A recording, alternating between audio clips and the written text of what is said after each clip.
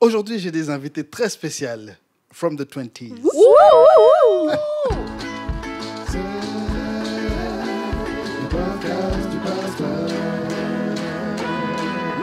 Bonjour à tous, c'est le pasteur Tito Bouchebele et vous êtes dans l'épisode 13 du podcast du pasteur, le podcast qui est là pour apporter un peu de lumière et de nuance dans ce monde gris et sombre. Aujourd'hui, c'est un épisode super spécial parce que pour la première fois dans le podcast du pasteur, nous avons des invités. Laissez-moi vous présenter, roulement de tambour. From the 20s. Yeah, on est là avec Chloé. Salut tout le monde. Et Jemima. Salut. All right.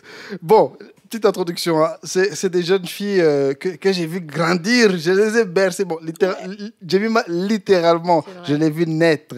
Je l'ai baissée. J'ai changé la couche. Bon, j'ai pas changé la couche, mais voilà. Et maintenant, ce sont mes anciennes ados. Elles ont chanté dans la chorale des ados, les Invincibles. Et maintenant, ce sont des jeunes filles qui font quelque chose d'extraordinaire sur la toile. Et je suis vraiment émerveillé par ce qu'elles font. Et je suis leur premier fan. Elles font des vidéos pour les jeunes filles de 15 ans. Je les regarde parce que voilà, c'est un peu bizarre parfois de regarder leur... C'est vrai. Je l'accorde. Et puis parfois, quand je mets les commentaires, je me sens comme un creep absolu. Ah, super vidéo, les... C'est juste que je veux soutenir le ministère. On apprécie ton soutien, on apprécie. C'est vrai. Et voilà. Alors aujourd'hui, on est là avec les filles. Et quand je me suis dit que j'allais commencer à faire des invités pour le podcast, elles sont peut-être le premier nom qui m'est venu en tête. Et ça touche, franchement. Ouais. Merci. Et aussi, comme je ne dois pas les payer, bon, ça fait toujours plaisir. Donc voilà, elles sont là avec nous. On va avoir une super discussion pendant les prochaines heures. Et ouais, je crois qu'il y a de bonnes choses qui vont en sortir. Et aujourd'hui, comme thème, elles ont choisi de parler des réseaux sociaux. On va beaucoup parler des influenceurs, de la place des chrétiens sur les réseaux sociaux.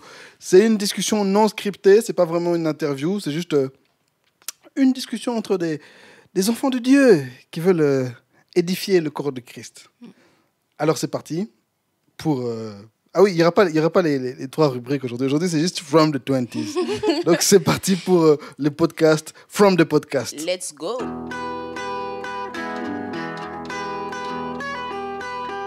Alors les filles, je crois que la première chose à faire, c'est vous présenter. Je vais vous laisser à chacune l'occasion de vous présenter. Qui êtes-vous? Allez-y, parlez-nous de vous. Alors moi, c'est Chloé. J'ai 19 ans. Je suis étudiante. J'étudie à Thomas More. Je fais de la communication. Je ne sais pas quoi dire. Enfin, je viens du Canada. Voilà. Chloé, c'est une bruxelloise comme nous tous, mais elle a vécu effectivement au Canada, elle a vécu à Liège. C'est un peu une globe trop tôt. Elle a vécu à Bandal, elle a vécu à... Wow. Elle a Vraiment tout fait. pas. Vraiment pas. Elle a tout fait. C'est vrai, j'ai quand même pas mal voyagé. Donc voilà. Donc excusez-moi si lorsqu'on parle, il y a des mots qui vont sortir de manière très... Très vilaine. Voilà, j'ai un accent. Elle a l'accent québécois qu'elle refuse d'admettre. Elle a un accent congolo, liégo, québécois-bruxellois. Non. Ok, bon. J'ai eu toi, t'es qui? Du coup, je suis Jemima, effectivement. 19 ans aussi. Étudiante à l'IEX, communication pour le coup. Très grande passionnée par l'art en général. Lecture, théâtre, musique, blablabla, tout ce que vous voulez. Et From the 20s V, enfin, ouais. From the 20s V. Quelle belle manière de... cette séquence. Oh là. Ok, super. Parlez-nous de From the 20s, parce que j'ai présenté, oui, voilà, bienvenue From the... C'est quoi From the 20s? Allez-y. From the 20s, ok. En fait, de base, From the 20s, c'était vraiment un gros délire. On était 4. Shout out to Christelle et Merveille. Franchement, c'était un jour, on s'était posé comme ça, on a fait, oui, pourquoi pas commencer à faire... Non, c'était d'abord une page Insta qu'on avait. C'était pas directement YouTube. C'était une page Insta. Et je pense qu'on voulait juste devenir des meufs d'Insta, je pense. Juste un groupe d'amis que les gens suivent. Attendez, vous avez quel âge? On avait quel âge? 15 ans, je crois. Oui, 15 ans, un truc comme ça, 15-16 ans. Donc, et donc, on a commencé à réfléchir en fait à ce qu'on pouvait faire. On voulait devenir des meufs d'Insta. C'était vraiment random parce que on était vraiment assises un jour et je pense qu'on faisait des photos. Je me souviens. Non. Non. Non, ça avait commencé, on était chez toi, on parlait de notre relation, je pense. Et... Votre relation avec Jésus. Non, enfin, Non, notre même pas. amitié et Oui. tout. Je pense que c'était un truc comme ça. Et sur un coup de tête, on a dit, ouais, non, ce serait bien de partager ça avec les autres, de montrer que voilà, l'amitié, c'est ça, ça aussi. C'est vrai, quand j'y pense, c'est vraiment mignon, mais ça n'a Ouais, juste c'était aucun chou. sens.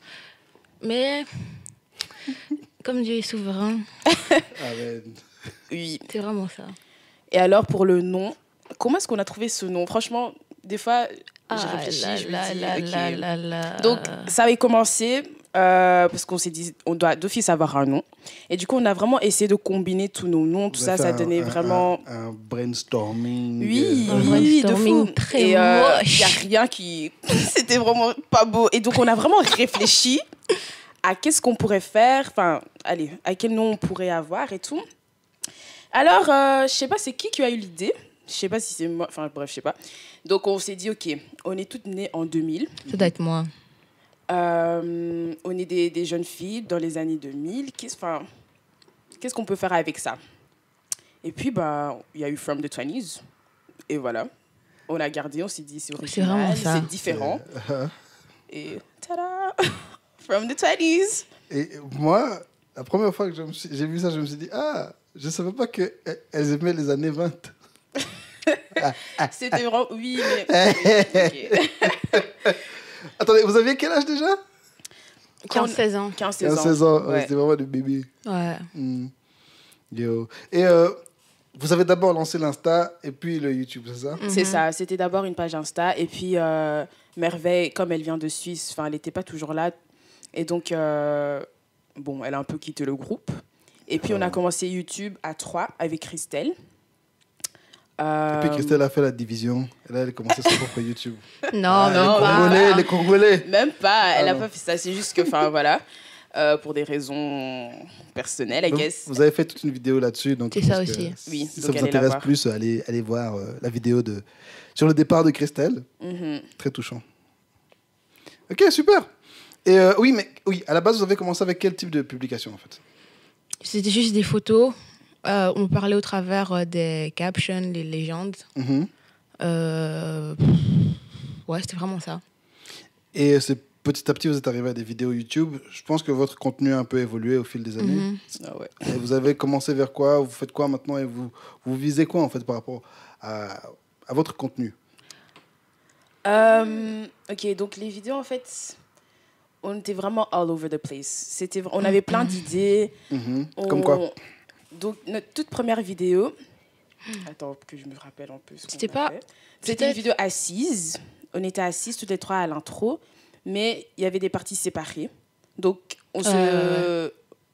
donc, on préparait la vidéo et puis on avait des points, en fait, qu'on se partageait, tout ça. Donc, par exemple, les 2 premiers points, ben, ce sera moi qui va parler de ça dans la vidéo. Donc, il y a vraiment un clip où c'est juste moi qui parle. Mhm. Et puis, les points suivants, c'est Jemima et puis Christelle.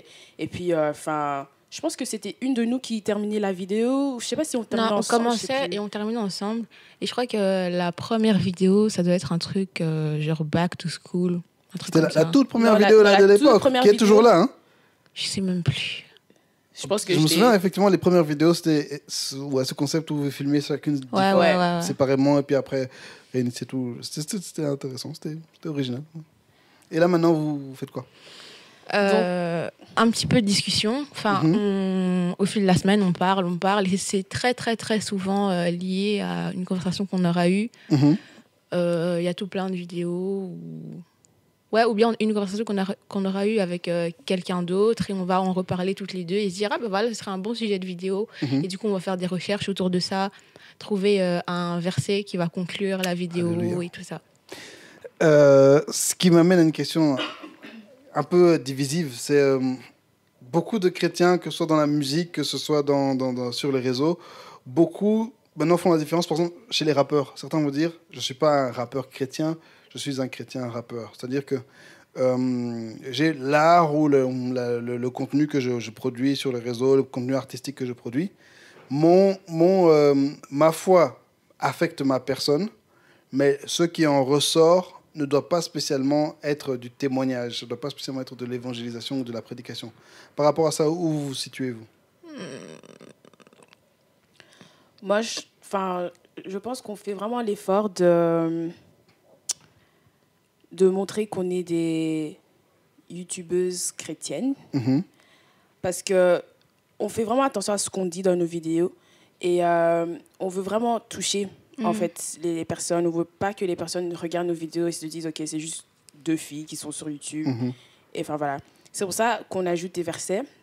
Parce qu'on veut montrer aux gens que notre message est basé sur notre verset. Et donc, notre but réellement, c'est de toucher les gens. Si c'est une forme d'évangélisation, ok. Enfin, voilà. Mais ouais, je pense que c'est ça notre but premier. Mais, allez, entre les 2 catégories de personnes que tu as citées, je ne sais pas si je pourrais nous placer dans l'une des 2, sachant qu'aller sur notre chaîne, même si on a tout plein de vidéos assises, il y a aussi quelques vlogs ou juste ça. Mais c'est juste des vlogs. Ouais, voilà. Et dans ces vlogs-là, tu peux réaliser que on est chrétienne, mais à un moment du vlog, je ne vais pas forcément m'asseoir et dire ouais, voilà, tel verset, machin et tout. Okay. Ouais. Mais aussi, je pense qu'un truc que vous ne faites pas et que certains font. On a par exemple à l'église une jeune fille qui avait sa chaîne YouTube et qui l'avait dit clairement dans sa vidéo d'explication, c'est qu'elle ne parlait jamais de sa foi. Et il y en a même certains qui vont même censurer leur foi. Par exemple, imaginez qu'aujourd'hui vous ayez une télé-réalité. Il se peut que la chaîne de production vous demande de couper la chaîne de production. La société de production, la chaîne qui produit le truc, vous demande de ne pas mettre, par exemple, les segments où vous allez à l'église, de ne pas mettre les segments où vous priez, de ne pas mettre le nom de Jésus, de ne pas mettre d'évangélisation. Et vous, par exemple, vous êtes vraiment très ouverte et très libre par rapport à qui vous êtes et à la totalité de votre vie. Donc, ce n'est pas un truc que vous essayez de masquer. Et c'est quelque chose que j'apprécie énormément dans ce que vous faites. Merci. Merci. Trop gentil. de rien. Et alors, c'est quoi la suite? C'est quoi le but? Même pas c'est quoi la suite. D'abord, dites-moi c'est quoi la suite. Et puis, dites-moi au final, c'est quoi le but? L'objectif final, le endgame de From the 20s. Est-ce que vous comptez récupérer les 5 pierres, les mettre sur un gant et puis claquer du doigt pour... Ok, désolé. La suite. Ça, c'était pas cool. Donc, la suite de notre chaîne YouTube, c'est ça? Yes. Okay. Enfin, même pas la suite de votre chaîne YouTube. La suite de votre projet From the 20s. C'est quoi? Okay. L'empire que vous baptisez. Mais d'abord, la suite, c'est quoi les prochaines étapes? Et puis, l'objectif final, c'est quoi? Donc, la suite. Franchement, là, on a commencé à faire des vlogs. Je vais même pas mentir, j'aime bien. Enfin, franchement, j'aime bien faire ces vlogs, tout ça. Je trouve que ce sera plus facile pour moi de créer du contenu si je fais des vlogs que faire des vidéos assises. Enfin, je trouve que les vidéos assises, c'est cool et tout, mais ça me prend vraiment du temps, en fait. C'est vraiment toute une préparation parce que... J'ai dit toute. Encore l'accent. Non, c'est dégueulasse. Toute une préparation. Toute. Et non, enfin, je trouve que les vlogs, c'est plus... je sais pas, c'est plus fun comme ça et plus... Comment on dit? Instantané. Mais en fait, les gens qui te connaissent, ils vont comprendre pourquoi tu aimes les vlogs. T'es tellement... c'est Chloé. Ouais. Vraiment. C'est vraiment ça. C'est une vedette. J'ai regardé ce vlog, on était là avec Charine, on secouait seulement la tête. C'était... Donc, voilà. Alors là, maintenant, je me suis préparée. Oh là là. Your girl is ready for the job. Laissez-moi tranquille. Non. Au moins, vous me trouvez drôle, c'est déjà ça. Non, tu es vlogophile. Ouais, ok. Tu es vlogo agréable, vraiment. Mais moi, j'ai fait... pour ma chaîne, pour ceux qui me suivent sur YouTube, googlez le vlog du pasteur. J'ai fait un vlog en 2 parties. J'ai détesté le fait de devoir filmer tout le temps. Charlotte vient de dire c'est trop bien. Elle aime ça. Moi, je déteste le fait d'être là tout le temps avec la caméra. Moi, je veux pouvoir profiter des expériences. Je veux pouvoir déposer la caméra. Et puis surtout que comme j'ai travaillé beaucoup dans l'audiovisuel, etc., une fois que je me mets en mode, Donc, c'est plus du game. Par exemple, je crois que vous avez vu dans le petit vlog que j'ai fait, il y a une section où j'avais dû aller chercher à l'hôtel un truc et je suis revenu. Ça m'a pris j'ai dû réaliser ça dans ma tête et puis j'ai filmé chaque étape de ce que j'ai fait. Et puis le montage de ce truc, c'est quelques secondes, ça m'a pris des heures parce que tant que le timing n'était pas parfait, Ça n'allait pas passer. non, ça n'allait pas passer. Et pour moi, c'est un enfer de devoir faire un vlog. Je vais en faire plus de mes aventures, mais filmer tout le temps. Et puis, si c'est pas parfait, je suis pas content. Donc, Ouais, moi je suis comme toi à Ouais. ce niveau-là. Parce que, le vlog, je peux oublier. Genre, il y a un jour où je vais rien faire et je serai à la maison et puis à la fin, je suis là, oh, j'ai pas vlogué. c'est pour ça que t'as inventé des choses comme ça. Et, Je suis en train de manger des pâtes, des trucs comme ça. Et non, même pas. Le pire, c'est que pour la semaine dernière, j'avais tout plein de séquences, mais en C'est faisant vrai. le montage, c'était pas beau. Ouais. Et du coup, ouais, non. Ouais. Non, moi, franchement, j'aime bien. J'aime bien vlogger. J'ai l'impression que... Enfin, surtout quand je fais un truc intéressant, j'ai envie que les gens savent que je fasse un truc intéressant. Et du coup, enfin... C'est tellement Chloé. Moi, franchement, je me dis, Alors c'est là, parce que c'est comme ça que je suis sur les réseaux sociaux. Du Mais coup, c'est comme ça que je c'est dans me la dis, vie, enfin, en fait. Ouais, je sais pas. J'aime bien partager mon expérience, ce que je vis avec les autres. Du coup, ce concept de vlog, franchement, c'est cool. Et c'est ça qui est très fort aussi dans ce que vous faites, c'est que vous êtes extrêmement complémentaires. Vous êtes deux personnes... Allez, Jemima est beaucoup plus artistique, Chloé est beaucoup plus réseau. Il y a toutes sortes de choses que vous... Allez, Jemima est beaucoup plus musique, Chloé est beaucoup plus visuel, enfin, caméra, enfin... Il y a beaucoup de choses qui sont très complémentaires chez vous deux et vous êtes vraiment une équipe qui a été bien assemblée. Et, mais Christelle aussi avait son petit truc en plus, mais... Oh, Christelle, vas-y, pour étudier, alors que nous, on n'étudie pas. Ouh, je crois qu'on va beaucoup clasher Christelle. Non, pas... Sorry, Non, va te on clasher. peut pas la clasher. Moi, je peux pas. Clasher. Non. Mais c'est le vlog du pasteur. Le podcast du pasteur. On n'est pas là pour être doux et agréable. Ok. et donc, finalement, le endgame de From the 20s, c'est quoi? Donnez-nous votre secret, le plan ultime. Le plan ultime, c'est que là, tout de suite, je pense que nos vies, en tout cas, si on regarde en fonction genre carrière ou même études, c'est imprévisible. Par exemple, là, pour ceux qui savent, Chloé devait aller au Canada, mais elle est restée avec nous. Elle Enfin, devait aller étudier là-bas. Ouais. On a déjà pleuré. On a fait les Donc, fêtes de revoir. ouais, donc là, ça aurait pris toute une autre tournure. Mais donc là, maintenant, on essaye de stabiliser un petit peu le rythme, voir comment ça va se passer dans les 2-3 prochaines années. Mais sinon, à côté de ça, il y a tout plein de petits projets. J'ai pas trop envie d'en parler qui arrivent. Et puis, ça, c'est pour From the Twenties. Et puis, à côté de ça, chacune a aussi son petit truc. Mais ce qui est bien, c'est que From the Twenties, ce sera un petit peu toujours le plateau qui va nous réunir autour de la même table, j'ai envie de dire. Ok, je peux pas vous laisser partir avec des réponses comme ça. Oh, on a des choses que c'est bon, je peux pas vous dire. Je vais vous poser quelques petites questions, vous allez me répondre. Ok. Les choses que vous préparez, c'est purement pour YouTube? Non. Non. Il y a aussi des choses dans le monde concret, dans le monde réel. Oui. Est-ce que c'est des choses en rapport avec de l'argent? Ok, honestly, Ça devient trop?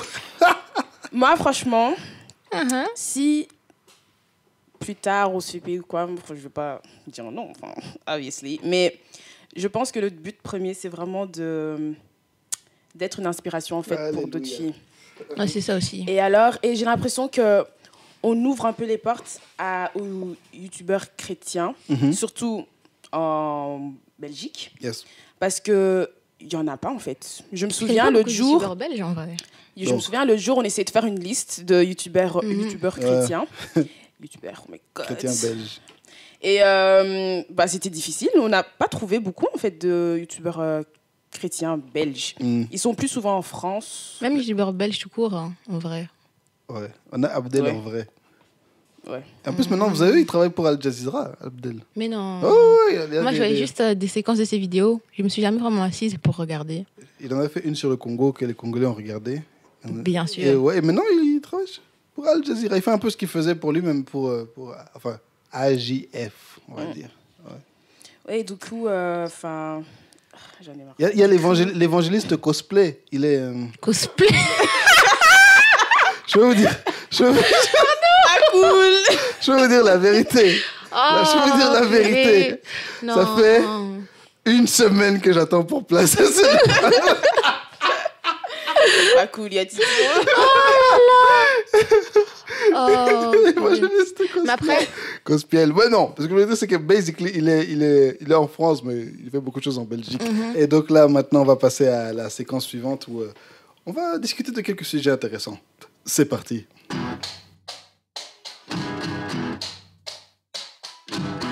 Nous sommes toujours avec From the 20s, Chloé et Jemima, nos youtubeuses en Jésus, nos influenceuses de la foi. Alléluia. Alléluia.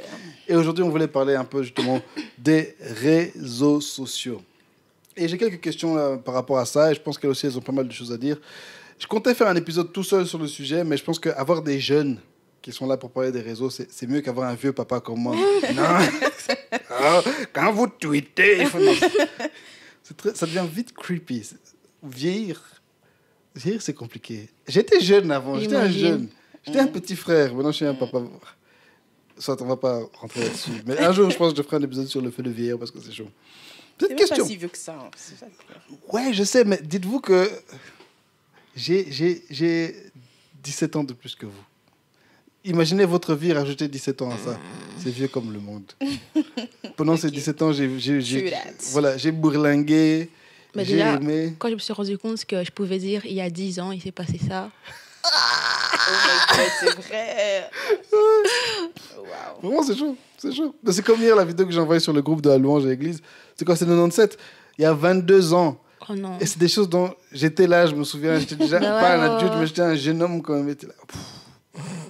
Getting old. Ouais, j'étais un ado il y a 22 ans. Oh, quelle histoire. Ok. Allez, pour commencer, individuellement, quel est votre réseau social préféré et pourquoi? Moi, c'est Insta.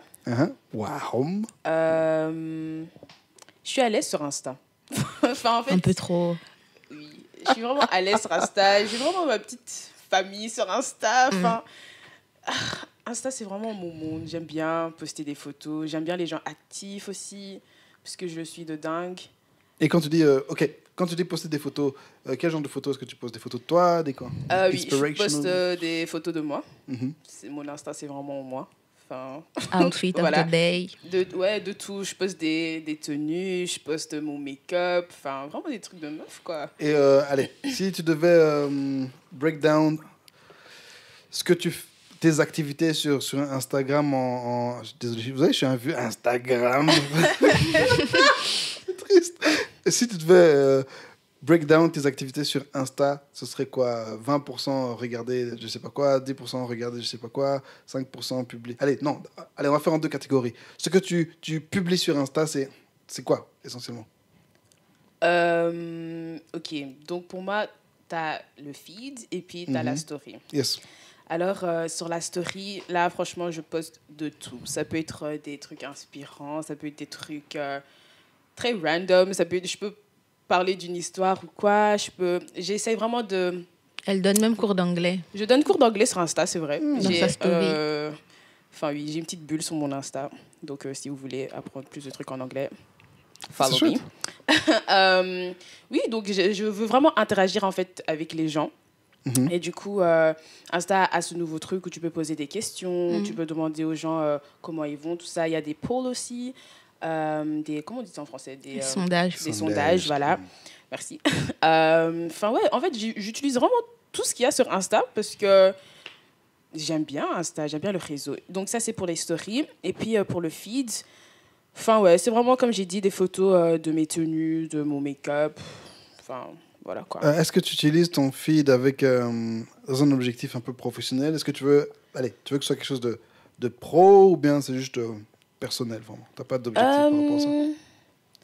Je dirais que oui, parce que je fais vraiment attention à ce que je poste soit très beau, très net. Enfin, ouais, je poste pas randomly, je poste pas juste comme ça. Parce que très peu de jeunes utilisent le feed maintenant, je trouve. C'est vraiment beaucoup plus les stories sur Insta. Oui. C'est vrai, mais je trouve que c'est bien d'être actif un peu sur les deux parce qu'il faut bien que les gens sachent que t'es là, quoi, qu'ils aient quelque chose à liker, tout ça, à partager. Donc, pour moi, c'est important de savoir bien utiliser les deux. Ouais. Parce que moi, quand Insta est arrivé, j'aimais vraiment, vraiment beaucoup Insta. Encore une fois, tout ce qui est photos, vidéos, etc., C'est des trucs que j'ai toujours fait. Et je suivais beaucoup de photographes, par exemple, sur Instagram. Et moi-même, les photos que je publiais, c'était avant qu'il y ait les stories. Hein. J'essayais de publier des photos vraiment soit des photos de très bonne qualité, des photos très artistiques, soit des photos de ma vie, mais qui cristallisaient vraiment des moments clés ou bien des amitiés, des trucs comme ça. Une fois que Snapchat est arrivé, je suis passé un petit coup sur Snapchat juste pour tester. J'ai réalisé en fait que l'histoire de story, commencer à dire ce que je fais, c'est pas trop mon délire. On en parlera plus tard. Toi, Jemima, c'est quoi ton réseau préféré? Je suis entre Pinterest et Instagram. Parce que j'aime pas trop les gens. Donc, Instagram, c'est facile En plus, maintenant, comme il y a la petite bulle là, dans les chats qui marque quand tu actives, quand tu es en ligne aussi. ou pas. Ouais. Tu sais la désactiver? Je sais pas. Oh, faut que je regarde. Donc, les gens, ils savent quand tu es en ligne.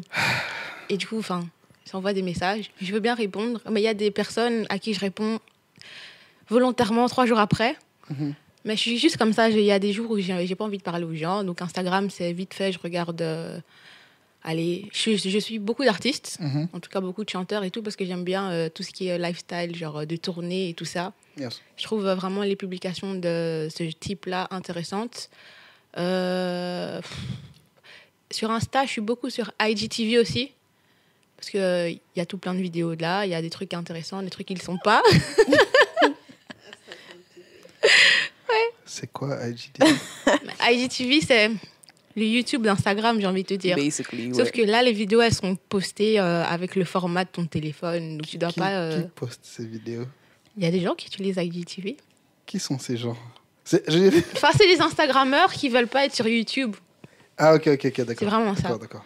Donc, voilà. Donc, là, par exemple, je regarde des interviews, des trucs comme ça. Sur mon Instagram, à moi, vous pouvez trouver des selfies, alors que je déteste ça. Des photos avec ma famille. Dans les petites bulles, la highlight, vous pouvez trouver de l'art, des spots que je trouve pendant la semaine, le mois. Mais tu as une page aussi de tes photos. J'ai un compte Instagram qui s'appelle Mima Was Here et je poste des photos que j'ai faites avec des personnes différentes. Et donc, oui, voilà. mais c'est ça, en fait. C'est quoi vos comptes? Vous pouvez donner vos comptes? Ouais, donc moi, j'ai mon compte à moi, Mima Was Here, donc les photos que je fais aux gens. Et puis, il y a From the 20s. Mais je veux dire, vous ne donnez pas vos Insta personnels. Oh, ok.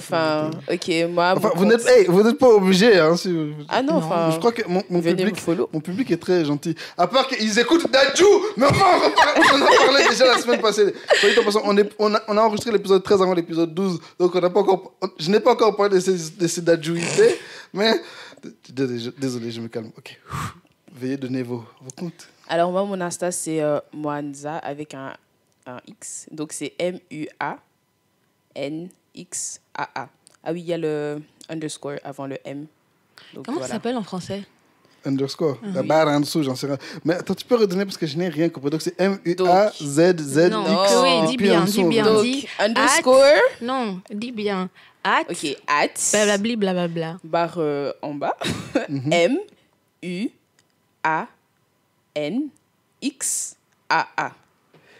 Et toi? Voilà. Moi, c'est at underscore, la barre en bas, là. MIMV. Ok, super. Moi, j'ai pas d'Instagram. Laisse-moi tranquille. Ok. J'en ai un, mais il est désactivé pour l'instant. Et Pinterest, parle-nous de Pinterest. Pinterest, c'est que j'aime trop les moodboards. J'aime trop la conception du truc. T'arrives là, il y a tout plein de photos, tout plein d'idées. Arrêtez, s'il vous plaît. Tu dis des mots que j'ai jamais entendus dans ma vie. En fait. Un moodboard? En fait, je crois que les gens comprennent pas vraiment qui je suis, en fait. Moi, mon père, il est né en 1950, d'accord? Oh là là. Là-bas, à Kalungu, là-bas dans le Haut-Katanga. Ma mère est née en 1951, quelque part aussi dans les villages, d'accord? Ils ont grandi au village. Ils sont arrivés dans la ville, ils étaient déjà des adultes. Ils ont connu les chaussures, ils ont connu les baignoires, tout ça. Et puis eux, villageois, ils ont grandi ensemble, ils sont épousés villageois. Et puis, ils ont commencé à avoir des enfants, ils sont arrivés en Europe. Moi, je suis né élevé par villageois. Donc, il y a certaines choses. Ma mère nous raconte comment mon père avait découvert l'expression « ous pour édredon ».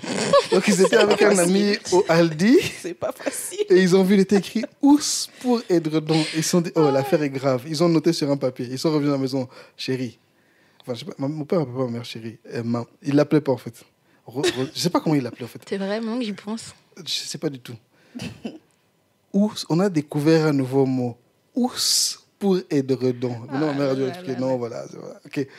C'est pour vous dire que quand vous dites déjà moodboard, oh, là, vous avez les moodboards, on avait les moodboards. Moi, je sais pas c'est quoi moodboard. Ok. Moi, je connais Jésus. Pas facile. Donc, un mood board, c'est, par exemple, dans le domaine du stylisme, c'est quand vous devez lancer une campagne ou quand vous devez lancer une collection, vous regroupez toutes vos inspirations, donc des photos, que ce soit des portraits, des photos de tissu, du tissu même, blablabla. C'est juste tout plein de photos qui vous inspirent. Et donc voilà, c'est ça Pinterest. Ok. D'accord. Et quand tu vois ces moodboards, ça te fait quoi? Qu'est-ce que ça crée en toi? De manière générale, je vais sur Pinterest pour créer mon mood board à moi, donc pour, par exemple, des projets pour l'école ou des projets pour From the 20s, réfléchir à telle ou telle chose ou un shoot que j'aimerais bien faire à quelqu'un. Et voilà. Waouh, tu es vraiment une artiste. Ouais, c'est ça. Super intéressant. Alors maintenant, dites-moi, qui est-ce que vous suivez sur les réseaux? Quels sont les influenceurs que vous suivez? Influenceur. Ou bien les comptes que vous suivez ou je sais pas quoi que vous suivez? Des trucs intéressants, quoi. Sur Instagram, je suis une chanteuse qui s'appelle Her. J'aime bien... déjà, j'aime bien le personnage qu'elle est. C'est une chanteuse de R&B, c'est ça? Ouais. Elle n'est pas de Jésus, hein? Non. Ok, parle-nous de Her. Elle a commencé sa carrière, elle ne montrait pas son visage, donc on ne savait pas exactement c'était qui. C'est bizarre, mais c'était très mystérieux. Là, pour l'instant, on sait qui c'est. J'aime bien, comme j'ai dit, tout ce qui est lifestyle de tournée et tout ça. Donc, elle poste pas mal. Je suis qui encore? Les gens de l'église, hein. Qui postent des photos fréquemment. Sinon, sur Instagram, je fais rien. C'est vraiment ça. Et Chloé, toi, tu sais qui? Moi, je suis un peu de tout le monde. Je suis des influencers de maquillage,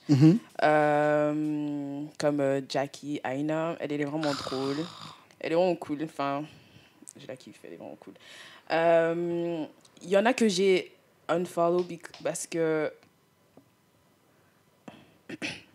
Il y en a que j'ai unfollow parce que c'était juste trop de bêtises, en fait.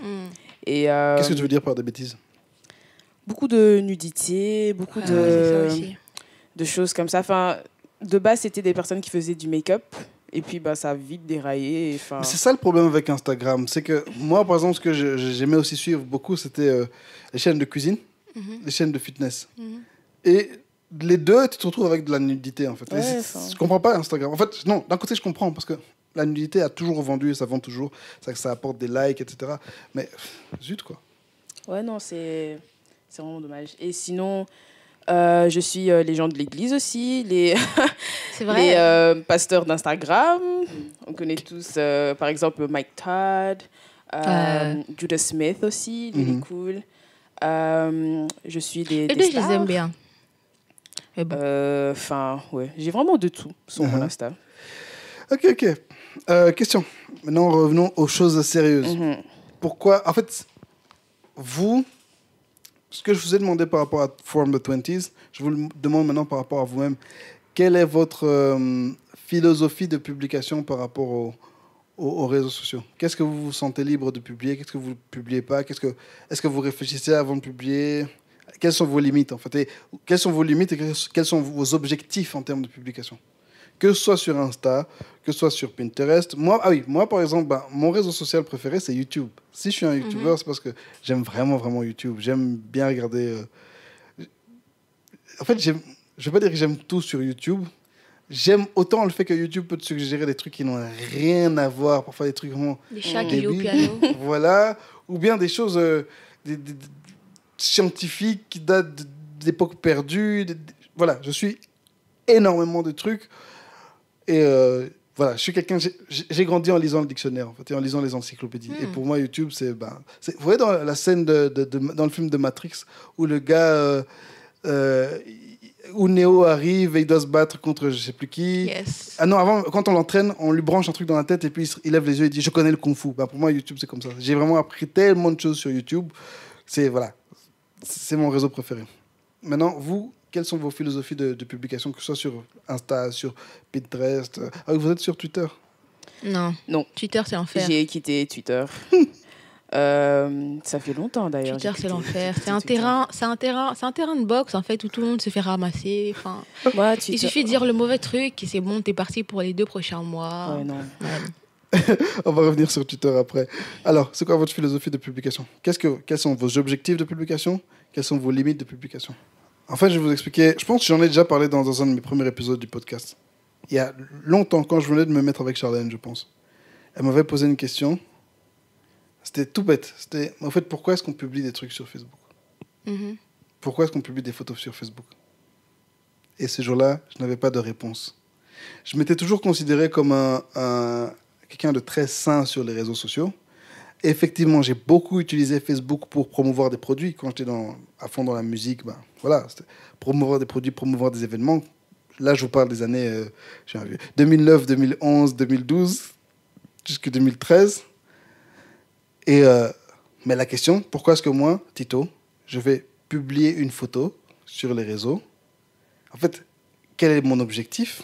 Quelle plus-value est-ce que ça va m'apporter? Mhm. Quel intérêt j'ai entre l'action de publier et l'action de ne pas publier? Vraiment, quelle est la plus-value en quoi est-ce que ma vie est améliorée du fait d'avoir publié? Je n'avais pas de réponse à cette question. Ok. Et depuis lors, j'ai arrêté, plus ou moins, de publier. Ah oui, et j'ai menti. Mon premier réseau préféré, c'est YouTube. Mon deuxième réseau préféré, c'est WhatsApp. Souvent, on néglige très fort WhatsApp, mais ces dernières années, je me suis très fort recroquevillé sur WhatsApp, parce que ce que j'aime avec WhatsApp, c'est premièrement les groupes chat. Mhm. J'en ai vraiment, vraiment, vraiment, vraiment beaucoup. Mais vraiment, je crois que personne ne peut imaginer. Genre, d'ailleurs, pour tout vous dire, à l'église, le groupe de la Chorale Espérance, groupe de la Louange, groupe des jeunes, groupe des ados, c'est moi qui les ai créés. J'ai juste créé surtout Louange et Chorale Espérance, j'ai juste créé des groupes. J'ai ramené plein de gens, j'ai nommé plein d'administrateurs, et puis les gens étaient juste là. Qu'est-ce qui se passe? C'est quoi? On est où ici? Des tontines et des tontons. Mais c'est quoi? Le groupe des hommes. C'est moi qui ai créé le groupe des hommes. Donc c'est toi qui es à la C'est base de toi, tout Non, ça. je pense que je ne l'ai pas créé, mais j'étais un des premiers, je suis administrateur, je pense.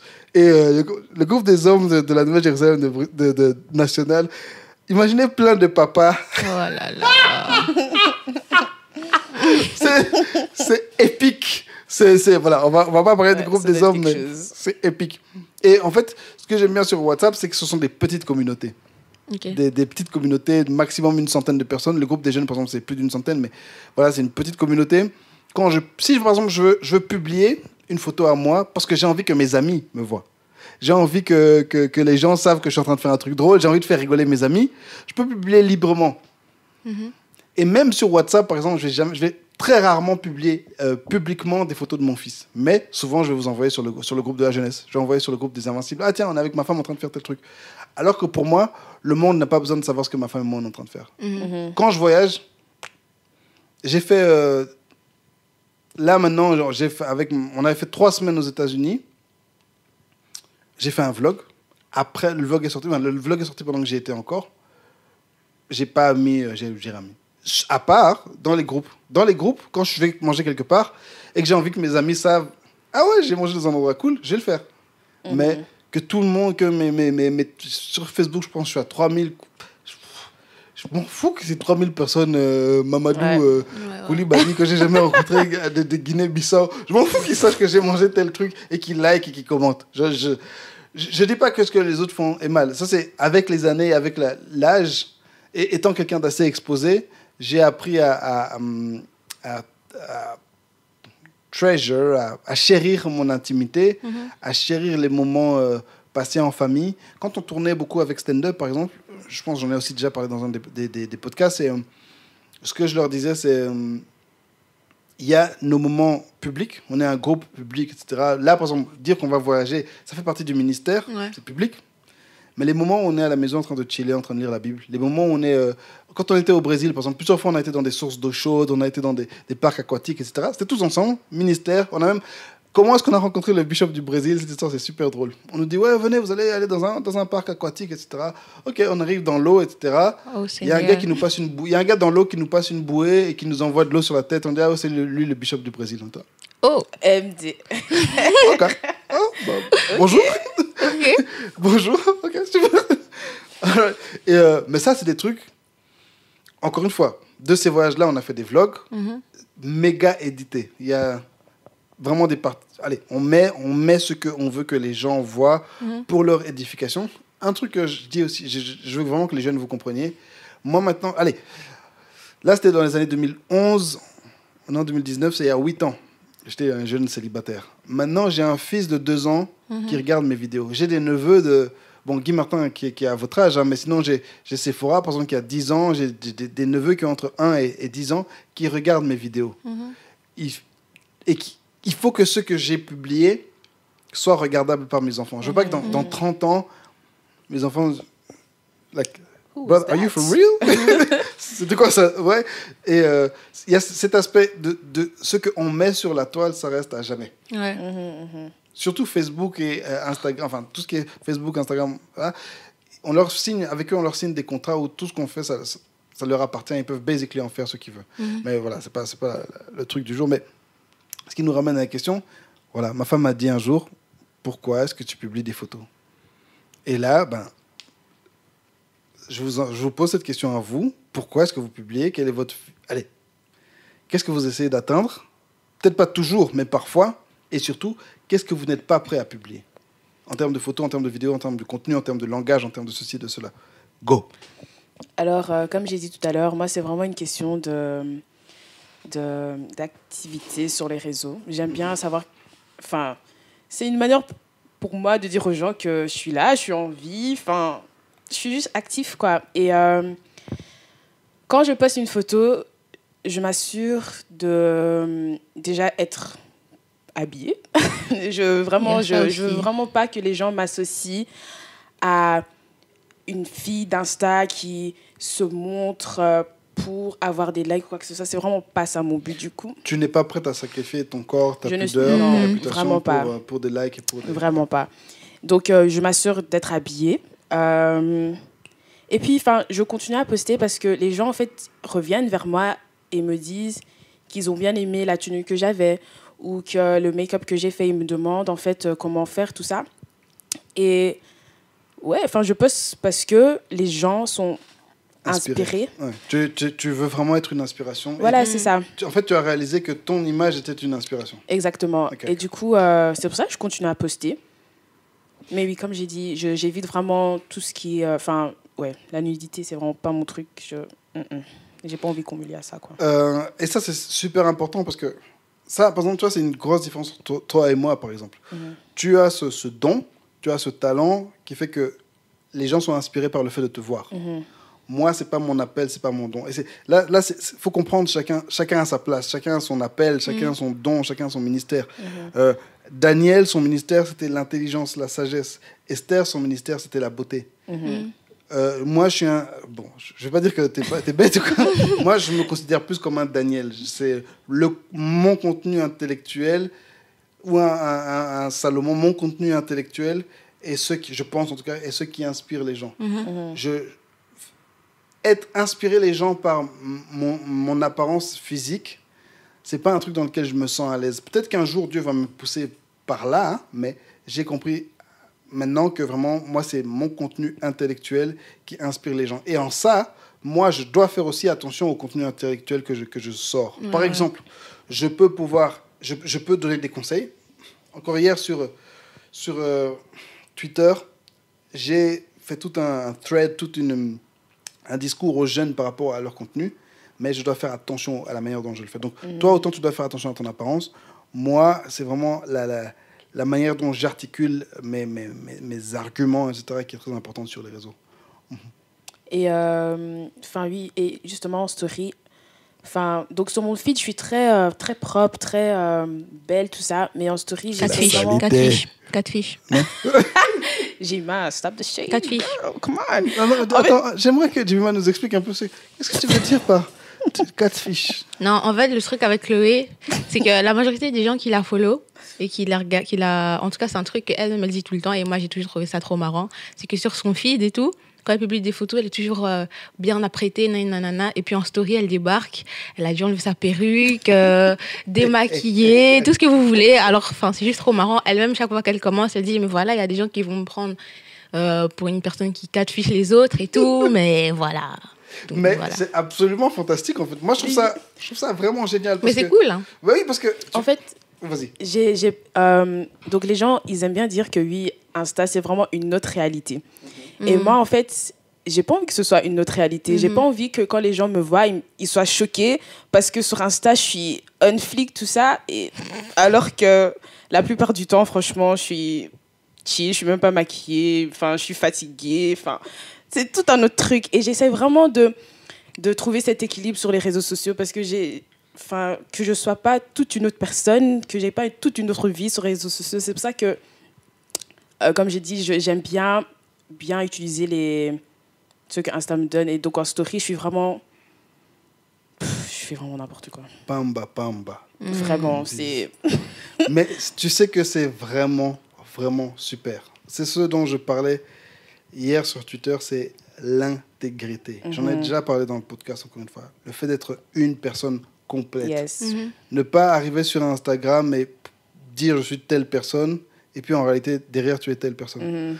Je vais encore une fois donner mon exemple. C'est vrai que je dois polir le contenu que je produis. Par exemple, ce podcast, bon, à part cet épisode, non, ce podcast, c'est un truc, ça me prend des jours pour mettre en place mes idées, etc. Mais au final, la personne que vous voyez dans le podcast, c'est essentiellement moi. C'est parfois peut-être une version un peu plus exagérée, c'est une version un peu plus censurée, mais c'est 90%, 80%, 70% moi. C'est pas... si vous me voyez dans la rue, on parle avec moi, vous allez dire, ouais, ça, c'est ce mec-là. La même chose avec toi. Et c'est important pour toi-même en tant qu'influenceur, en tant que personne, en tant qu'être humain, mais c'est surtout important pour les jeunes. Yep. Il faut comprendre qu'il y a des gens qui ont 10 ans, 11 ans, 12 ans qui nous suivent. Ces gens ont des jeunes cerveaux. Et si le message qu'on leur fait passer, surtout nous chrétiens, c'est que non, t'inquiète, tu peux être telle personne à telle heure, telle personne tel jour, ou bien tu dois être... Parce que c'est ça le message des filles d'Instagram. On va revenir encore sur les filles d'Insta. Hein. Tu dois être parfaite tout le temps. Par exemple, dans cette notion de parfait, pour ma part, si on doit comparer Chloé et moi, donc Chloé, elle poste tout ce qui est outfit et tout ça. Et de manière générale, on a un style vestimentaire, mais totalement différent. Jemima porte un do-rag. Nous sommes en train de parler. Je dois lui faire coiffer. Elle a un do-rag. Alors que Chloé, elle a même fait les edge control. Baby hair, baby voilà. hair. Il y a ça. Chloé, de nous deux, elle est très sophistiquée. Moi, je suis très comfy. J'ai pas besoin de trop de tralala. Donne-moi une paire de baskets, un training. On sait jamais ce qui peut se passer. S'il y a le feu, moi, je cours, elle reste derrière. Ça, c'est sûr. Mais allez, quand je poste des photos et tout, les gens qui me connaissent, ils savent que mon style vestimentaire, je dirais, c'est un petit peu tomboy, mais pas trop. Mais sinon, en dehors de ça... Excusez-moi. Je suis très... Allez, justement, par rapport à l'image... Elle a dit tomboy. Non, je vais expliquer. Ouais. Par rapport à l'image que les réseaux sociaux vendent, je veux pas te clasher ou quoi que ce soit, mais Chloé, c'est dans la manière de s'habiller, c'est la fille parfaite, tu vois. Moi, on va m'associer au garçon manqué. Alors qu'en dehors de ça, je fais attention à quelques détails, mais je suis beaucoup plus chill et tout ça. Entre ma story et mon feed, il n'y a pas spécialement de différence. Ce que je mets en story et ce que je mets en feed, c'est la même chose. Je parle pas beaucoup, en tout cas, vous ne m'entendrez pas beaucoup, mais j'écris beaucoup dans mes stories, par exemple. Et donc là, tout ça, c'était pour parler de la notion du parfait, genre dans l'apparence et tout. C'est pas les réseaux sociaux qui doivent définir votre perfection, on va dire. C'est vraiment ça. Yes. Et par rapport à la perfection, c'est pas seulement la perfection dans l'apparence. C'est aussi la perfection de la joie et du bonheur. Ouais. Un des trucs qui a fait que j'avais arrêté ma première série de vidéos Lis ta Bible, c'est que le Tito que je montrais dans ces vidéos était toujours hype, toujours très, très, très, très joyeux. mais un peu exagéré. Je disais, encore une fois, c'était une version un peu exagérée de moi. Mais à ce niveau-là, à un moment, j'ai trouvé que c'était juste une version trop exagérée. C'était pas tellement exagéré. C'était vraiment, encore une fois, peut-être, ouais, 60% moins. Mais j'étais plus prêt à assumer, en fait. Et on doit pas... Je vois pas pourquoi on devrait toujours être heureux, toujours être souriant, toujours... Non, il y a des moments où on a des sales jours. Bon, dans mes vidéos, il lit ta Bible, il y avait des jours où j'étais là tout malade avec ma grosse tasse de thé, etc. Et voilà. Mais on ne devrait pas avoir à prétendre qu'on est toujours heureux. Et je suis désolé. Par exemple, sur YouTube, récemment, je regardais le compte... Enfin, le compte, on dit le compte, je sais pas. Les vidéos d'une fille, enfin, une vidéo d'une fille qui est une des grosses youtubeuses qui a débarqué cette année, qui est passée de 0 à 1 million d'abonnés en moins d'un an. C'est une fille qui voyage dans son van, une jeune fille noire ou métisse qui voyage seule dans son van en Amérique, etc. Et elle arrive quelque part, ah voilà, il y a telle plage, ou je sais pas quoi, elle va plonger dans l'eau, elle vit sa vie, etc., super heureuse, etc. Et honnêtement, ma pensée, c'est, non, c'est pas vrai. T'es une fille de 21 ans, t'habites seule dans un bus. Et tu peux pas être heureuse tous peux pas les être jours. heureuse. Non, c'est pas vrai. Ok, peut-être ce jour-là, tu étais heureuse, ou bien peut-être que tu exagères. C'est pas fun. Vivre seul dans un bus, je suis sûr que ça doit être très fun à des moments, pendant quelques semaines, quelques mois. Et c'est vrai que tout le monde est différent. Mais non, j'y crois pas. Je suis désolé. Tu peux pas être si heureuse. Tu te mens à toi-même, tu caches, voilà. Tu peux pas être si heureux. Et on doit arrêter de faire croire aux gens qu'on vit telle vie super, machin. Non. C'est vraiment... Et aussi, un truc par rapport à moi aussi, je suis marié. Et j'essaye vraiment de ne pas vendre ni le mariage, ni la vie de père ou de mère comme quelque chose que ça n'est pas. C'est quelque chose où il y a beaucoup de bonheur, il y a beaucoup de joie, mais aussi beaucoup de difficultés, il y a beaucoup de galères. Hein? Changer les couches tout le temps avec un garçon qui mange beaucoup et qui produit beaucoup hein? C'est pas fun. Bien sûr qu'il y a des moments où tu es là, allez, tu veux juste regarder ton film ou quoi? T'as pas envie de changer une couche, ou bien tu viens de manger, ou bien tu vas manger, t'as pas envie de changer une couche. Et on doit arrêter de faire semblant. Et en ça, je pense que c'est une des tâches importantes de nous, youtubeurs chrétiens, c'est montrer cette intégrité sur toutes les plateformes qu'on utilise. Et maintenant, par rapport à l'intégrité, le truc aussi, c'est que il faut être intègre, ok? On doit être une personne entière. C'est quelque chose qu'on nous donne beaucoup dans la Bible, notamment le Proverbe 12, verset 13. Non, qu'est-ce que je raconte? C'est pas Proverbe 12, verset 22. Oui, Proverbe 12, verset 22, mais il y a pas mal de textes dessus. Hein. Proverbe 12, 22 nous dit « Le Seigneur déteste les menteurs, il approuve ceux qui pratiquent la vérité. » Un autre texte super intéressant que j'ai trouvé, c'est Proverbe... Proverbe quoi? Proverbe 4... Non, c'était Proverbe 11, 3. Sur l'intégrité du juste. Proverbe 11, 3. J'y vais tout de suite. Le texte nous dit « L'intégrité guide les hommes droits, l'amour du mal détruit les gens déloyaux. » L'intégrité guide les hommes droits, l'amour du mal détruit les gens déloyaux. D'autres versions parlent des hommes... en anglais, ça parle des hommes qui agissent avec duplicité, qui sont doubles. Okay? Être intègre, donc, c'est une personne complète. Le truc, c'est que maintenant, beaucoup vont vous dire, et vont aller dans l'autre sens, et ils vont tout mettre. Tout ce que je pense, tout ce que je dis, tout ce que je fais, je vais le mettre sur les réseaux parce que je dois être intègre, je dois être une personne complète. Okay. Qu'est-ce que vous pensez de ça? Et ils vont dire que si tu n'es pas... En fait, ils vont opposer maintenant l'intégrité à l'hypocrisie. Ouais, si je ne mets pas tout, c'est que je suis hypocrite, en fait. Je dois être comme je suis en privé, c'est comme ça que je dois aussi être de manière publique et sur les réseaux. Qu'est-ce que vous pensez de ça? Déjà, dans notre cas, si je prends en considération nos vidéos et tout, il y a certains sujets dont on ne peut pas parler. Il y a de ça aussi. La censure, elle intervient à ce niveau-là. Quels sont ces sujets? Il y a des sujets, par exemple, dont on n'est pas concerné. Tu vois, quelqu'un va nous dire « Ouais, non, mais à votre âge, par exemple, vous pensez quoi du fait que les gens se marient jeunes ?» Non, pas mon problème. Je ne sais pas quoi dire dessus. Ou bien le cancer de la prostate. Voilà, tu vois. Et le sujet des papas, le cancer de la prostate, c'est très important. C'est important. Il y a des sujets sur lesquels je trouve qu'on ne doit pas s'exprimer, mais c'est pas pour autant qu'on n'est pas entier. C'est pas pour autant qu'on ne sera pas entière si on le fait, tu vois. C'est juste, faut prendre en compte notre sagesse, j'ai envie de dire. Parce que si on décide de s'exprimer sur tout, il y a tout plein de sujets donc, pour lesquels on n'a pas assez de sagesse, pour lesquels on n'a pas assez de réflexion, on n'a pas assez de connaissances. Et même si on fait des recherches, on fera sûrement les mauvaises. Donc, être entière, c'est une chose, mais se censurer, je pense que c'est une bonne chose aussi. Ouais, c'est pour ça que moi, par exemple, je ne fais pas mon podcast en live.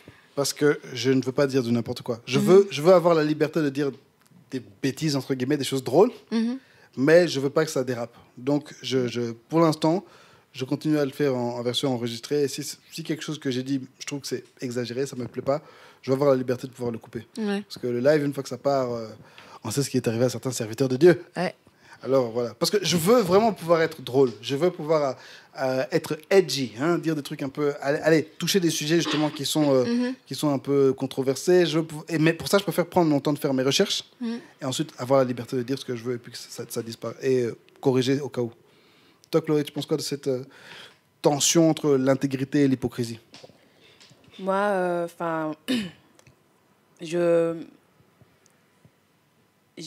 en fait, je sais comment séparer ce que je montre aux gens et ce que je montre pas. Il y a des choses qui doivent rester privées, mais c'est pas pour autant que je vais pas parler de certaines choses. Et encore une fois, c'est vraiment une image qu'on doit maintenir, parce que si on parle de n'importe quoi, les gens vont aussi nous associer à n'importe quoi. C'est pour ça que c'est vraiment important qu'on parle de choses qui nous concernent et de choses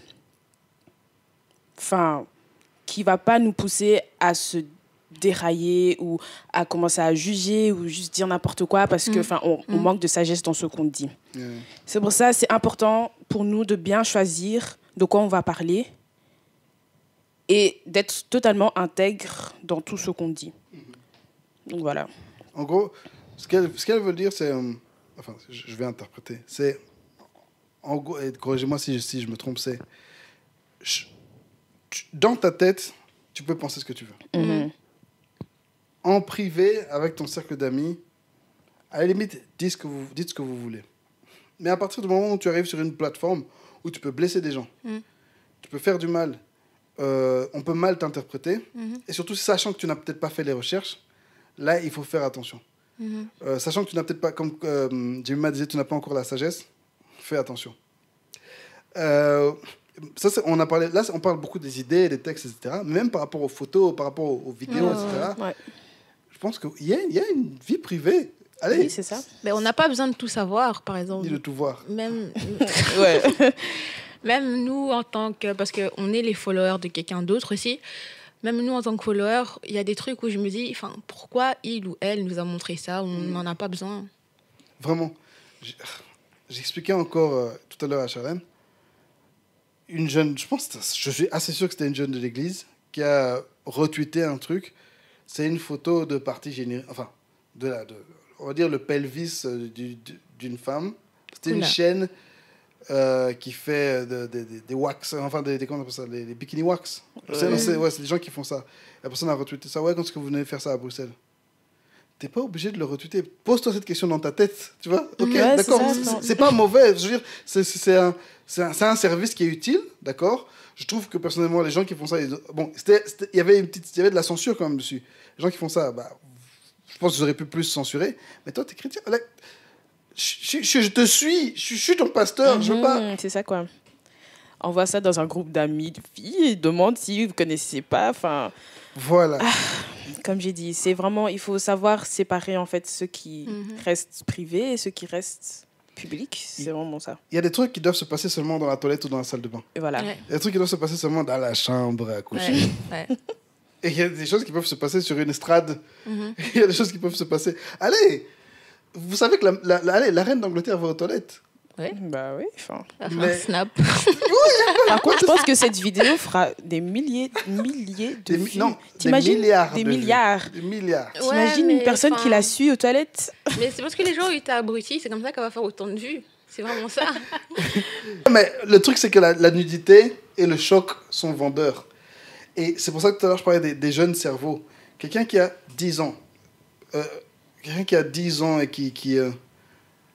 qui voient que, ah, mais si je fais une vidéo de moi en train de péter, j'ai plus de likes, j'ai plus de vues. Qu'est-ce qu'il va faire? Il va le faire. Il va le faire. Et c'est en ça que les réseaux sociaux sont très, très, très, très, très vicieux. C'est un outil qu'on ne devrait pas donner à des enfants. C'est un outil qu'on ne devrait pas donner à des jeunes adolescents. Tu es à l'âge où tu es en train d'affirmer ta personnalité. Yep. Et ce truc-là, il y a ce système de like, de follow, ça pète le cerveau. Par exemple, vous, heureusement que vous êtes mis ensemble assez jeunes, entre jeunes chrétiennes, et vous avez adopté cette discipline, vous avez adopté cette philosophie ensemble. Si vous vous étiez associé avec d'autres personnes, Dieu sait où ça serait parti. Et vous-même, vous dites que ouais, quand ça a commencé, franchement, allez, en gros, vous donnerez des gifles si vous vous retrouviez à cet âge-là. Parce que... ouais, parce que... Ouais? Désolé de te couper, mais peut-être que les photos qu'on aurait postées, ça n'aurait pas été... quelque chose du fou. Mais l'intention derrière n'était pas forcément bonne, tu vois. Donc, allez, à 15-16 ans... En plus, c'est vraiment là que j'ai envie de dire que nous, on découvrait tout le game qu'il y a derrière, en fait. Que voilà, pour avoir un certain nombre de likes, tu dois poster un certain nombre de jours, un certain nombre de photos, machin et tout. Et je pense que si on n'avait pas pris un certain recul très tôt, très vite, ça aurait pu dérailler et devenir quelque chose de très malsain, en fait. Et en ça, tu viens de dire un truc super important. C'est-à-dire que vous venez de découvrir le game. Ça, c'est aussi un truc que j'ai réalisé, c'est que je ne peux pas être l'esclave d'un algorithme. Chaque fois que j'ai quitté... Souvent, quand j'ai quitté Facebook, ou même quand j'ai quitté Instagram, la première, je pense aussi la deuxième fois, je crois, Instagram, c'est même peut-être la 4e fois que je quitte, c'est... À un moment, il y a un changement d'algorithme, et tu réalises, mais en fait, pour devenir populaire, ou bien pour que les gens me voient, pour que les gens puissent, même pour interagir, pour que les gens puissent voir mes contenus, mes amis puissent voir mes contenus, il faut que je publie tel nombre de fois. Il faut que je fasse tel nombre de trucs. Et je suis là, non, je veux pas que mes habitudes soient décidées parce que des gens dans un bureau là-bas ont décidé. Non. Je suis un homme libre. Et ça, c'est un truc aussi, j'insiste sur la liberté. Et ils sont vicieux. Je veux dire, eux, ils sont là pour se faire de l'argent. Ils sont là, vraiment, Facebook, surtout Facebook, qui est la société qui gère Instagram, qui gère WhatsApp, etc. Ils sont là pour se faire de l'argent. Twitter est là pour se faire de l'argent. Et se faire de l'argent sur notre dos. Et on ne peut pas être leurs esclaves. Quand on suit simplement le système, tu vois que sur tel réseau, pour avoir du succès, sur tel réseau, pour avoir de la traction, avoir du mouvement, il faut faire tel truc. Il faut se méfier de ça. C'est pas gratuit. C'est pas gratuit. Et allez, nous les chrétiens, on tombe très rapidement là-dessus. Et je veux tomber sur... Oui, vas-y. Et je trouve qu'on se perd vite aussi quand on suit tout ça. Je suis sûre et certaine que si on avait pris la décision de suivre tout ça, je pense qu'on aurait des milliers de followers. Parce que, encore une fois, c'est juste des filles qui font ces trucs-là. Et comme c'est populaire, voilà. Et vous aurez pu faire le contenu facile, les challenges, parce que vous avez commencé à l'époque des challenges. Yep. Vous aurez pu choisir la voie facile. Ouais. Et donc là, en fait, on s'est vraiment éloigné de tout ça. On fait vraiment notre truc et on reste dans notre truc parce qu'on ne veut pas que les gens nous associent à notre rythme. Oui, voilà, c'est ça. On fait ce qu'on peut, ce qu'on connaît. Et comme on a dit, on veut faire la différence. C'est vraiment une porte qu'on essaie d'ouvrir pour des jeunes filles chrétiennes. Et oui, non, je pense que c'est très, très important de savoir se différencier plutôt de tout ça. Du monde. Du monde, voilà, c'est vraiment ça. C'est vraiment le monde. C'est Romains 12:2. Hein. Ne vous conformez pas au siècle présent. Je vais en parler dans l'épisode 12. Allez, retournons en arrière. Le siècle présent, il faut que les chrétiens comprennent que un chrétien qui ressemble au monde, ça commence à être problématique. Et si on ne sait plus te dissocier, rien qu'à l'image, rien qu'à la manière dont tu t'habilles, la manière dont tu parles, la manière allez, tout ton extérieur, ta couverture, ton apparence devient totalement du monde, c'est que tu es conforme. Et là, ça devient vraiment problématique. Ouais. Et se différencier et faire des choix qui parfois peuvent nous coûter cher, c'est important aussi. Par exemple, vous étiez des jeunes filles, vous aurez très bien pu faire des photos, être juste faire des photos sexy de 4 jeunes filles et faire des trucs, je sais pas quoi. Clairement, vous aurez eu du buzz. Même là, encore actuellement, il y a certains choix que vous pourriez faire, que ce soit sur Insta ou sur YouTube, qui vous donneraient un certain buzz. Ouais. Moi, par exemple, bêtement, un choix que j'ai toujours fait, c'est de ne pas mettre ni mes neveux, ni mon fils en avant. Ma vidéo Lis ta Bible, la plus populaire, c'est celle où il y a mes 2 neveux. Mais à un moment, j'ai réalisé, on vit dans un monde horrible, dans lequel il y a des gens qui sont dans les sciences occultes et qui seraient prêts à faire des choses à ces enfants-là. Je ne veux pas les mettre en avant. Et je ne veux pas non plus avoir la tentation de sacrifier mon contenu, qui était essentiellement un contenu biblique, au côté mignon, au côté fun. Non. Ce sont des vidéos foncièrement bibliques. Que ce soit un vieux, que ce soit un papa, que ce soit un enfant, c'est le contenu qui compte. Et j'ai sacrifié mes vues et je le ferai volontiers. Un autre sacrifice que j'ai fait, et là on passe peut-être à un autre truc, c'est ma philosophie, la manière dont je vois les réseaux sociaux. Je l'ai déjà expliqué sur le podcast encore une fois et je le dirai autant de fois qu'il le faut. Les réseaux sociaux, c'est comme un animal sauvage, c'est comme un pitbull que tu as dans ta maison. C'est un animal qui a été créé pour détruire, c'est un animal violent, c'est un animal qui veut te dévorer. Toi, ta tâche, c'est le dompter. Mais si tu le laisses faire ce qu'il veut, il va te dévorer. Si tu agis avec lui comme si c'est quelqu'un qui est gentil, qui est doux, il va te dévorer.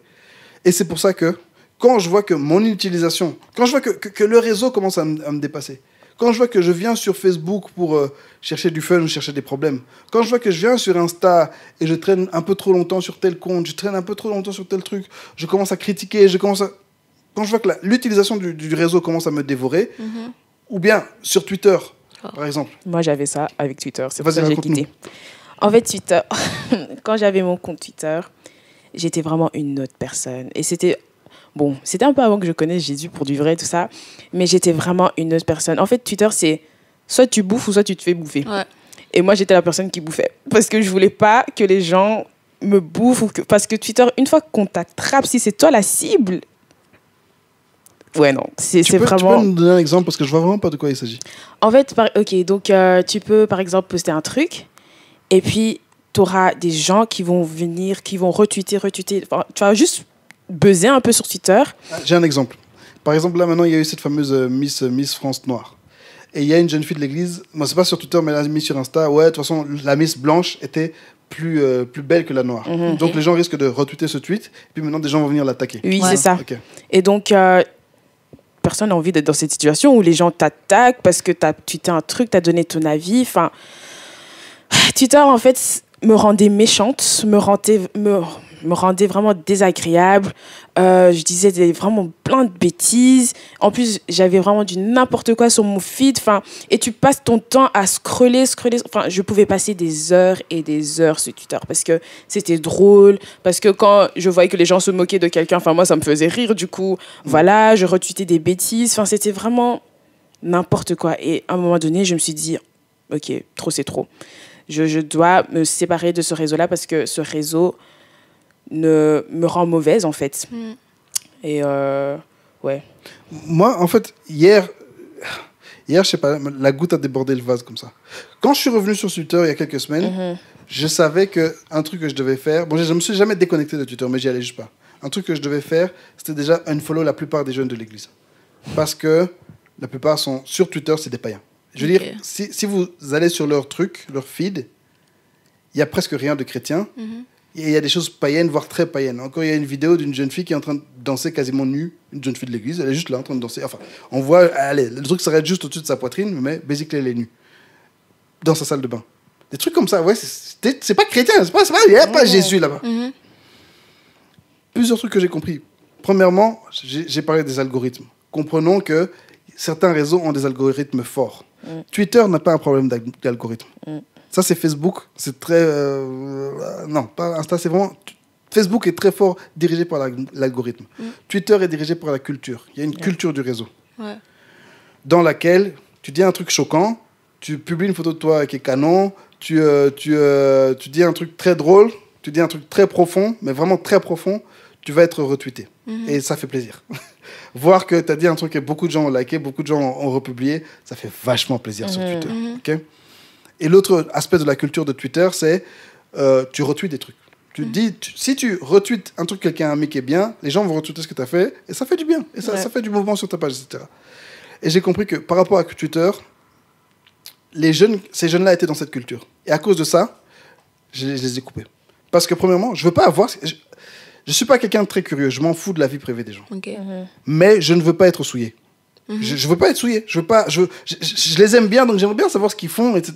Mais j'aimerais bien savoir les choses qu'ils produisent, etc. Mais je suis pas curieux quant à leur vie privée, premièrement. Et deuxièmement, je veux pas être souillé par les choses que vous publiez. Donc, ma philosophie, c'est dès que tu me mets un truc qui me souille, je te laisse 1 ou 2 chances directement, je me désabonne. Yep. Et j'ai un Twitter qui n'est pas en fait composé de la plupart des gens de l'église. C'est triste, j'aimerais bien suivre mes jeunes, mais non. Bizarrement, je me suis retrouvé avec beaucoup de comptes de gens qui me mettent de la politique congolaise. Étrangement, maintenant j'ai beaucoup de ça. Je sais pas comment faire pour sortir de cette bulle parce que c'est vraiment un peu trop, alors que je m'en fous pas tellement. Aussi, moi, je gère très fort ma gestion de la chose, de ce que je produis. Si j'ai rien à dire, j'ai rien à dire. Beaucoup doivent apprendre ça parce qu'il y en a qui parlent vraiment pour rien. Si j'ai rien à y faire, je n'y vais pas. Ce que j'essaie de faire aussi, c'est les choses que je veux mettre sur Twitter, je ne les mets pas à l'instant. J'ai une note sur Evernote. J'ai un tweet en tête, je mets sur ma note. Quand j'ai envie, quand je le sens, moi, Tito, pas parce que, tiens, à tel moment, je ressens que j'ai... Non, quand je suis prêt, c'est le moment, c'est l'heure, je publie. Si j'ai rien, je mets rien. Je cherche pas les rires. Allez, parfois, si j'ai un truc vraiment drôle, je vais mettre un truc drôle, gloire à Dieu. Si j'ai rien de drôle à mettre, je mets rien.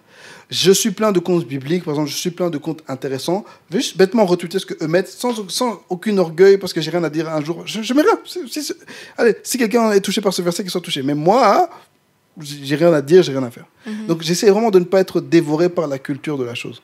Et encore une fois, quand tu sens que tu es dépassé par un réseau, c'est en train de t'affecter à un point, comme Chloé a dit, tu deviens méchant, ça te change tes habitudes de vie, tu es trop connecté, tu es trop ceci, tu es trop cela. Tout ce que tu as à faire, c'est quitter. Ouais. Quittons les réseaux. Et ça peut être à jamais, ça peut être pour une période. Moi, par exemple, maintenant, depuis 4-5 ans, Facebook, au minimum 3 mois sur l'année, je ne suis pas dessus. Ça peut aller jusqu'à 6 mois. Même WhatsApp, de temps en temps, alors que WhatsApp, c'est surtout un outil de travail, en fait, pour moi. C'est là où je parle avec les jeunes, c'est là où je suis dans les groupes par rapport à l'église. Et on a un groupe des responsables de l'église, on a un groupe des intercesseurs de l'église, on a un groupe des intercesseurs de la jeunesse, on a un groupe de la louange de la jeunesse, on a un groupe de la louange de l'église, on a un groupe de... Voilà.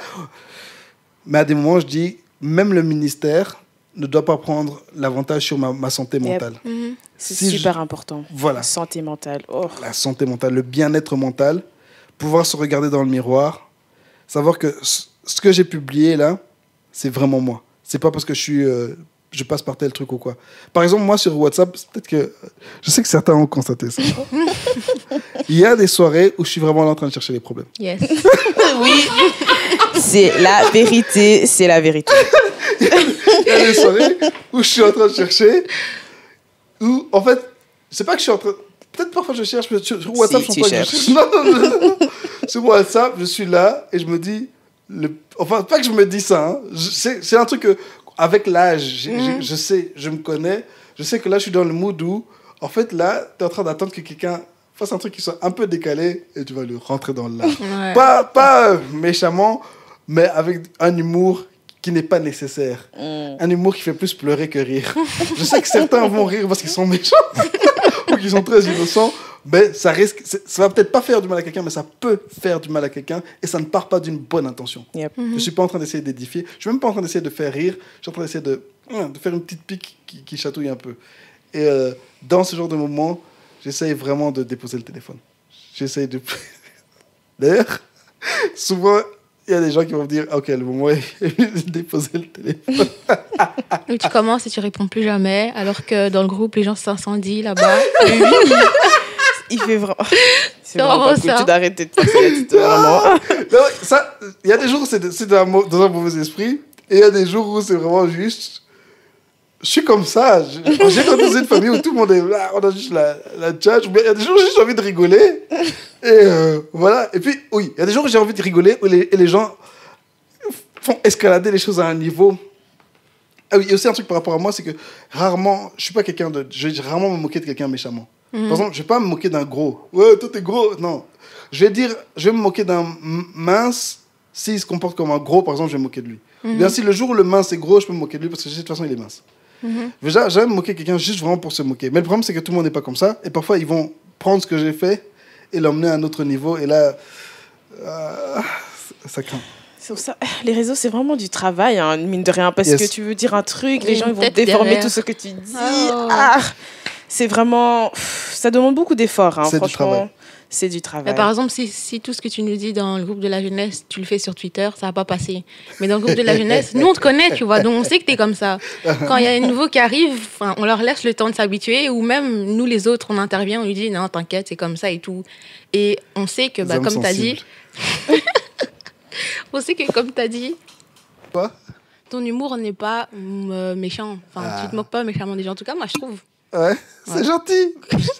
Charlotte, tu dis que moi, je t'ai bully. À l'audiovisuel. Non, ça, c'est des gens qui veulent eux-mêmes décider qu'ils sont victimes. Mais... ouais, donc, faut vraiment faire attention à ne pas se laisser dévorer par les réseaux.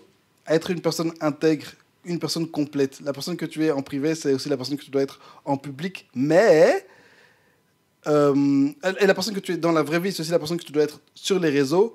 Mais... faire attention sur les réseaux parce que c'est une plateforme qui te permet de faire beaucoup de mal. C'est une plateforme qui te permet d'influencer les jeunes dans le bien ou dans le mal. C'est une plateforme dans laquelle tu représentes Christ. Ça, c'est un truc sur lequel je voudrais insister, c'est que partout où nous sommes, nous, en tant que chrétiens, nous devons représenter Christ. Nous sommes la lumière du monde. Et on est au 21e siècle, période dans laquelle on a ces plateformes de dingue qui nous permettent de faire briller la lumière loin. Et nous, oh non, c'est les bomboclates. Non, mais sérieusement, ouais, oh non. Allez, s'il vous plaît, Jésus, la croix, le témoignage, le ministère, la sanctification, le salut des âmes. Oh non, regarde telle meuf, elle a dit, oh, elle s'est battue dans le RER, des trucs qui ne riment à rien. Beaucoup vont aller en enfer. Je m'en fous, je le dis, vous allez brûler en enfer, changer de vie aujourd'hui. En tout cas, Jésus tous les revient. gens de Twitter, ils vont aller en enfer. Ah, franchement, convertissez-vous. Et n'hésitez pas à quitter un réseau, vraiment. Là, on est en train de faire un appel. If you need rescue, on est là. Quittez. Vraiment. Désactivez-vous. Passez du temps en famille, avec les amis.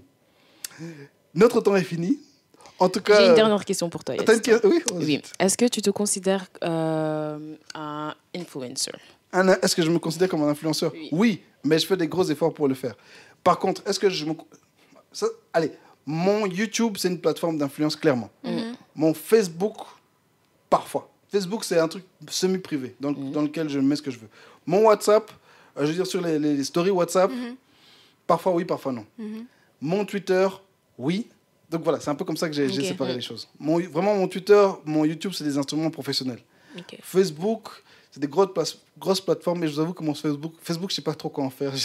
Maintenant, j'ai beaucoup de tontons Si on a une page Facebook, bah, voilà quoi. Facebook, je suis jamais. Non, mais moi, j'ai un compte avec beaucoup de gens qui me suivent, etc. Mais, Il y a juste trop de gens. Ouais, mais il faut être intentionnel. Je pense qu'il faut vraiment, vraiment être intentionnel. Là, par exemple, clairement, je sais que voilà, Twitter, c'est une plateforme dans laquelle je veux influencer les gens. Je suis allé spécifiquement sur Twitter pour être la lumière. Instagram, j'aimerais l'être, mais j'ai pas les nerfs. J'en ai marre de voir des gens nus. J'en ai marre de voir des derrière, des C'est pas poitrines. facile. Hein. C'est vraiment Instagram, pas on peut facile. dégager d'ici.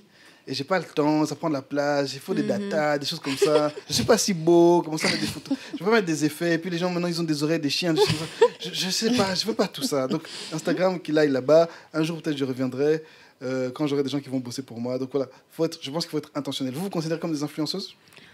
Oui. Ouais. Oui. Franchement, oui. Quand t'es dans la rue, quelqu'un vient et te dit « Ah, mais t'es pas la fille de From the 20s et tout, j'ai trop aimé votre vidéo. » À ce niveau-là, la première fois que j'ai lu ça, j'ai dit « Ok, il y a vraiment des gens qui regardent. » C'est toujours gênant. C'est vraiment... En fait, tu réalises pas. Genre, les gens me regardent vraiment, en fait. Ouais. C'est super.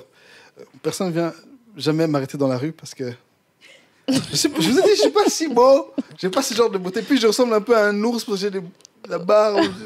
Voilà. Mais je suis super content pour vous. Merci d'avoir été là avec moi. Merci pour From the l'invitation. 20s, le podcast du pasteur. Allez les suivre. Partagez leurs trucs parce qu'elles font des super bonnes vidéos. Ouvrez aussi un PayPal et de quoi payer. Ouvrez un Patreon, je sais pas quoi, parce qu'il faut donner des opportunités à ceux qui veulent soutenir votre ministère de le faire. Donc ouvrez tout ça. Vendez-nous des merchandise. On va acheter des choses. Ça arrive. Chloé, Jemima, vous êtes super. Continuez à nous influencer. Je continuerai à commenter vos vidéos comme un vieux papa dégueulasse. Les filles, en tout cas, c'était vraiment bien. Ce que vous avez dit sur les wigs. Que Dieu vous bénisse. Merci. C'était le podcast du pasteur. À la semaine prochaine. Yeah. Oh, soit dit en passant, l'enfant à qui est censé venir, il va venir. Donc, si vous avez plus de nouvelles de moi, je vais essayer de faire autant d'épisodes que je peux à l'avance. Mais, hein, il y a l'enfant qui arrive. L'enfant va venir. Il arrive bientôt. Soyez tous bénis. N'oubliez pas, de liker, de partager, de vous abonner à ce podcast. Si ça vous intéresse, si ça vous a fait du bien, partagez à vos amis, ça leur fait du bien. Vous avez le lien pour mon PayPal si vous voulez que je puisse acheter des couches au bébé. C'était le podcast du pasteur. Yeah.